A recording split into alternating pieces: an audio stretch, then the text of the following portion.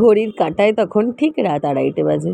বর হঠাৎ করে বলে উঠল, চলো পিউ, কলকাতা দেখিয়ে আনি তোমাকে। আমিও বললাম, হ্যাঁ চলো।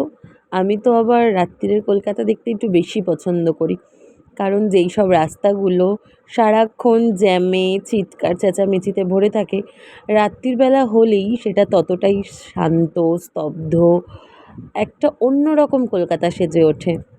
না অতিরিক্ত পলিউশন, না অতিরিক্ত গাড়ির হর্ন, সব কিছু একদম নিস্তব্ধ।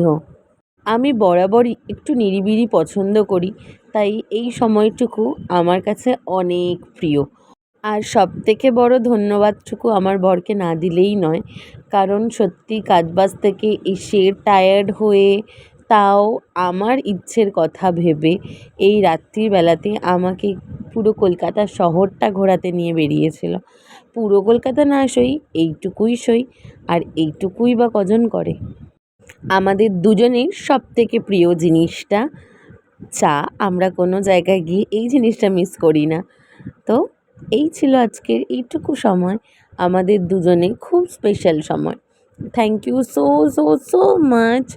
তুমি সব সময় এরকম থেকো।